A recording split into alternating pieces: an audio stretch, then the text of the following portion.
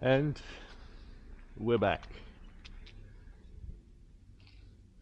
And today's episode starts where it will end, on the water's edge.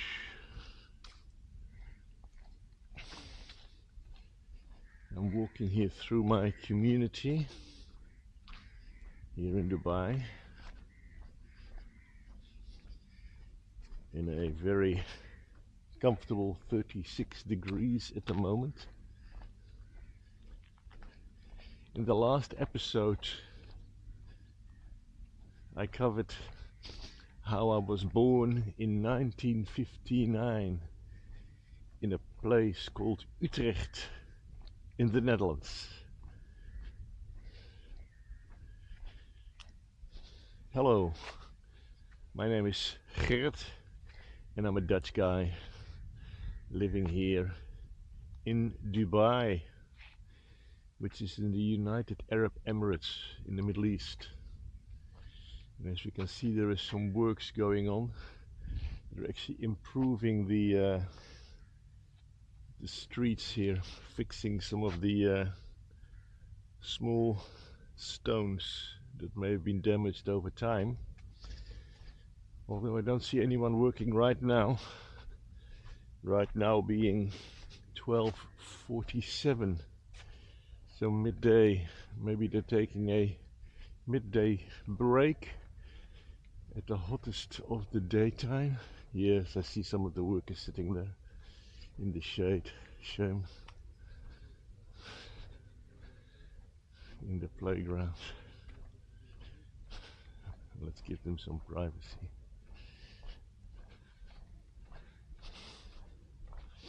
Hello. Yeah, clearly on their break, but it's also way too hot to be working right now, I would imagine.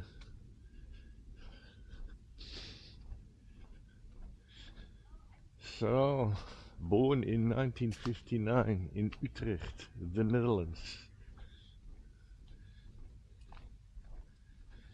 Let's look at some fun facts when it comes to Utrecht. Now, Utrecht is one of the oldest cities in the Netherlands, and it finds its roots actually in 47 AD. Can you believe it? 47 AD. That is 47 years after the birth of Christ. Now, it wasn't called Utrecht at that stage, but it was the Romans who established a fort in the location, and the ruins can still be found in Utrecht. The fort that they established there was called Castellum Trajectum.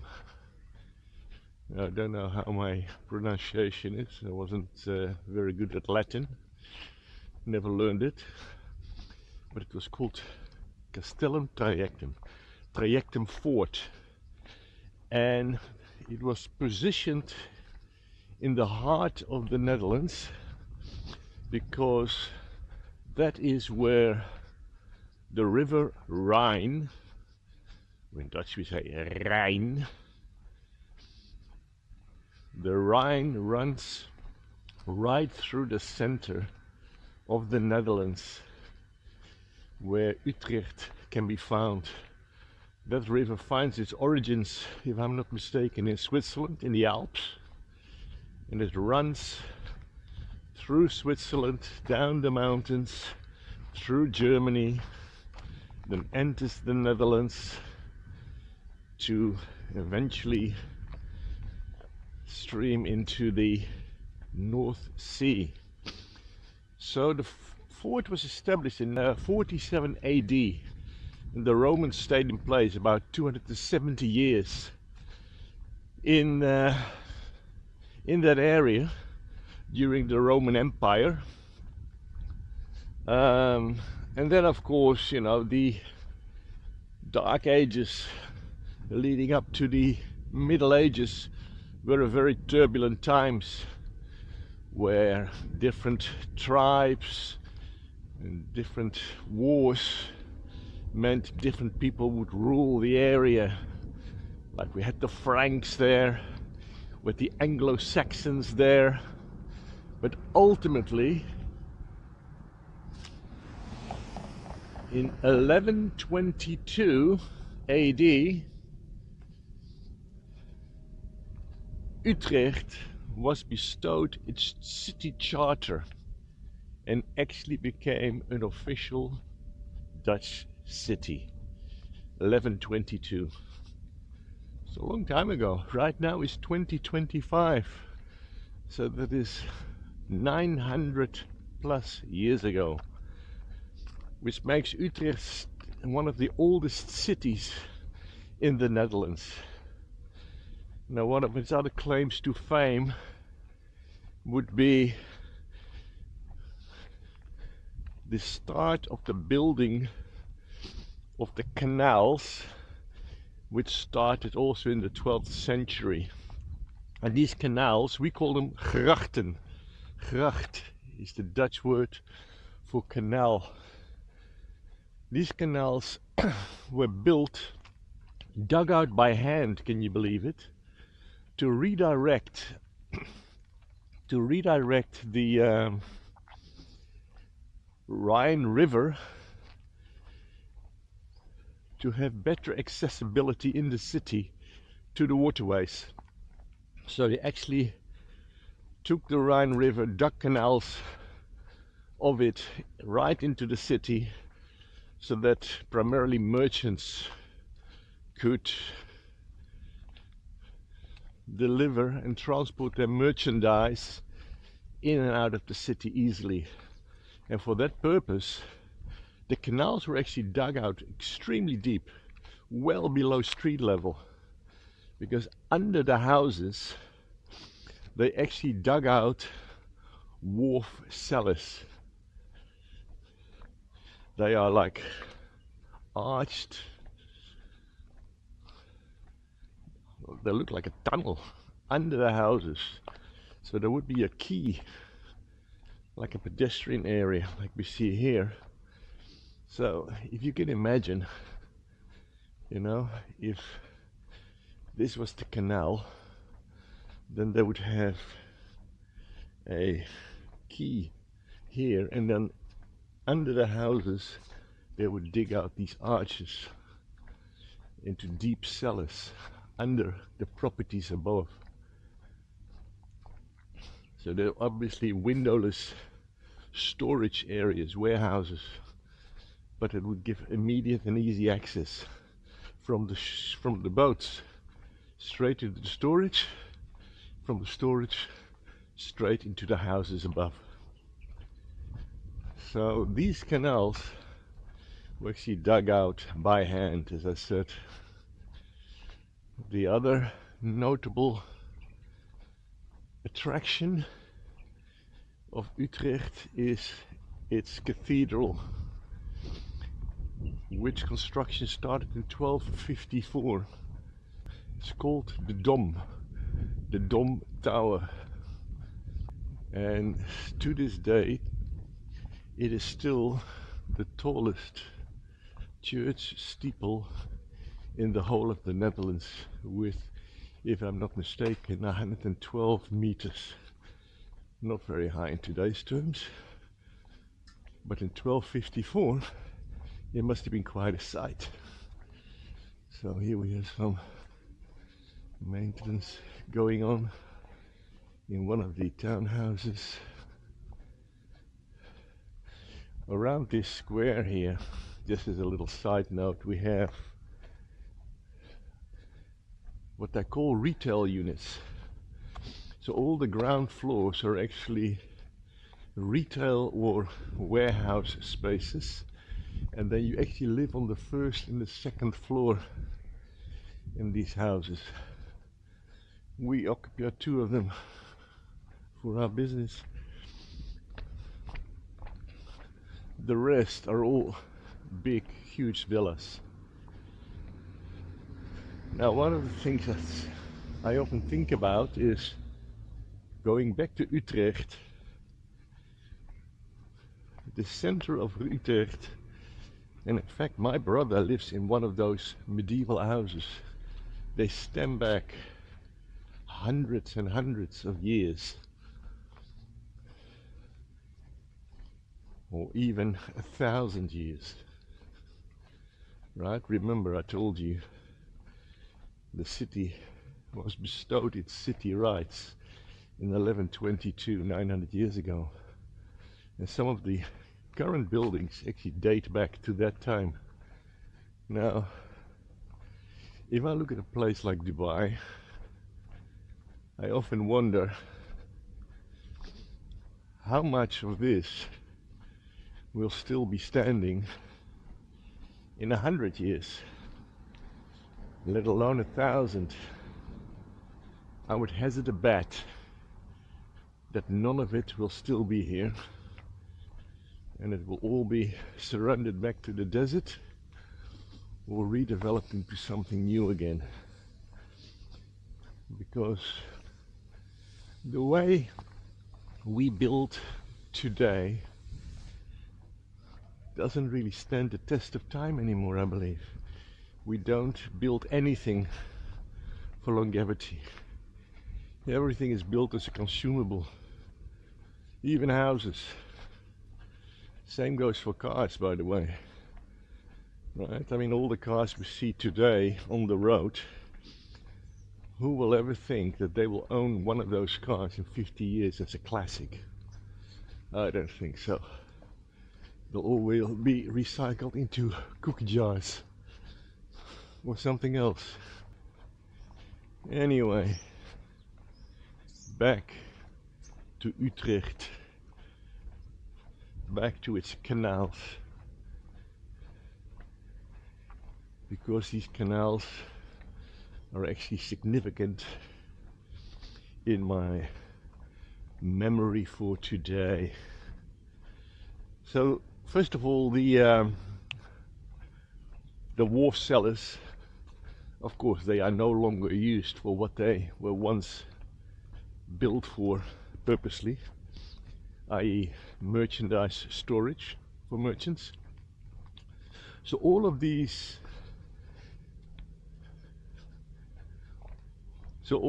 wharf cellars have been repurposed, and they have been repurposed in an absolutely wonderful way, because right now they're all bars, cafes, restaurants, where you come from the street level, you walk down the steps, end up on the little quay that runs in front of it, which in summer, by the way, serves as terraces. All the chairs come out, the umbrellas come out, and you all sit in the fresh air, in the sun, right on the gracht, right on the canal, and enjoy your beverage or your meal. Absolutely brilliant. And in summer it becomes a playground for people with little boats.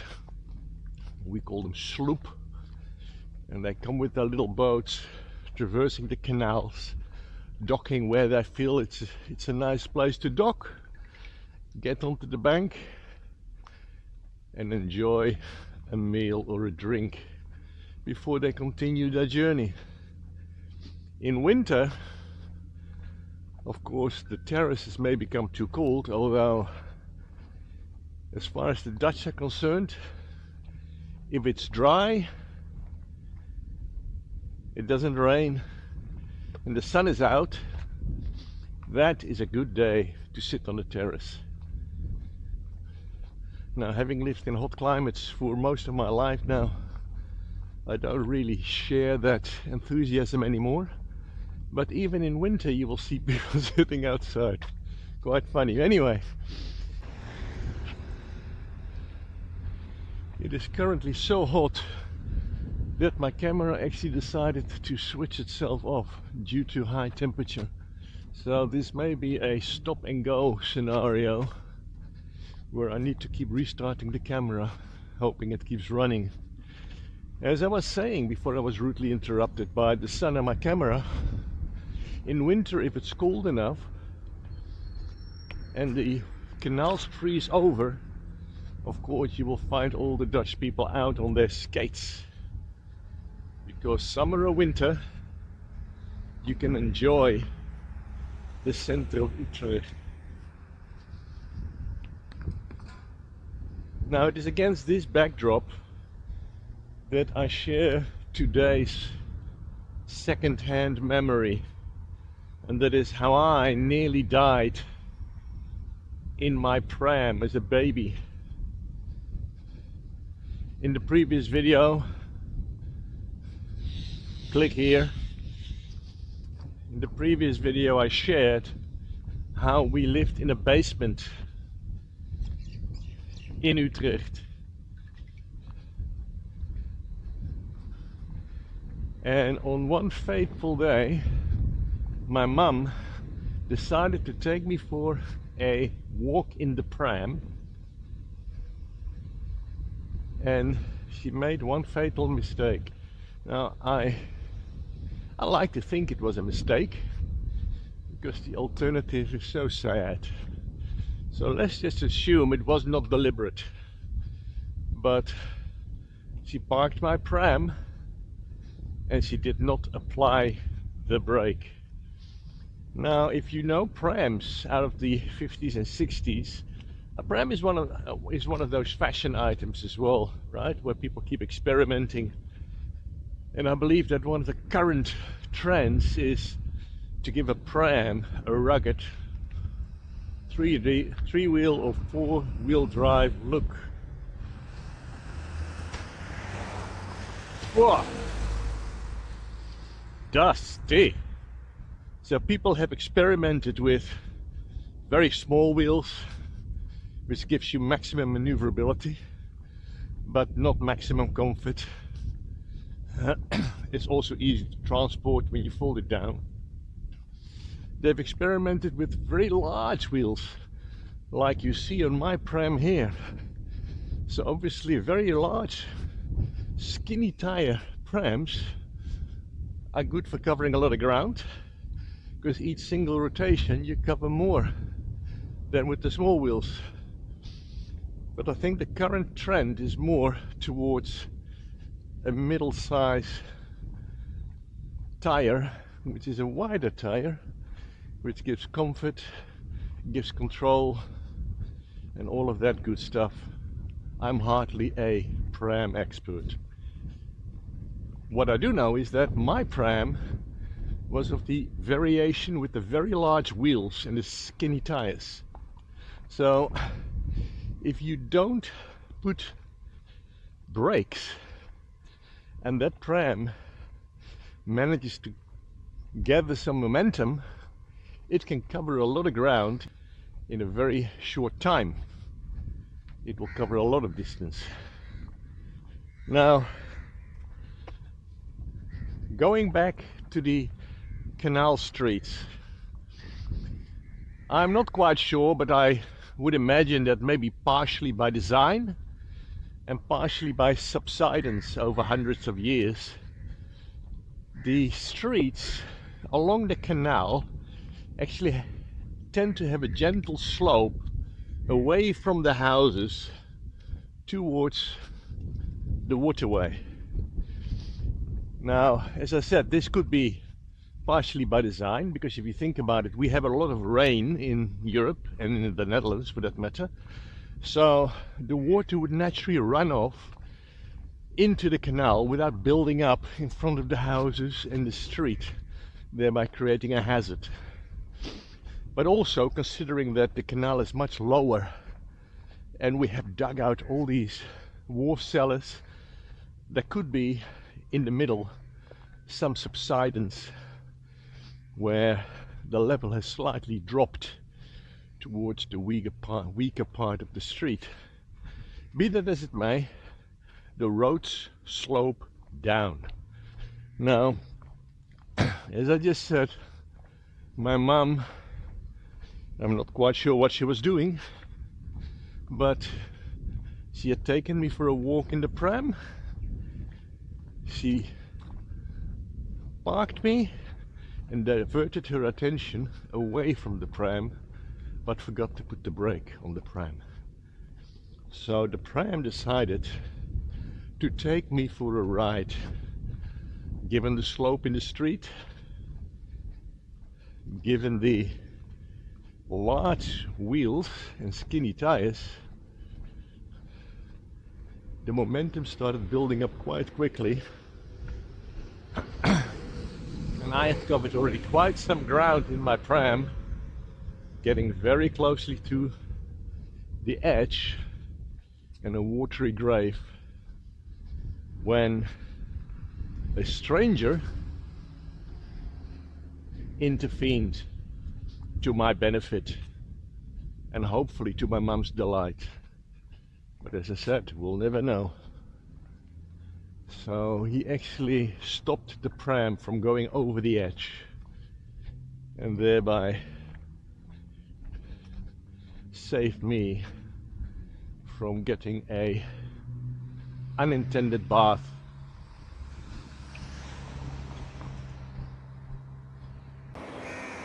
And that, my friends, is how I cheated death and can tempt fate yet again, standing here at water's edge 65 years later.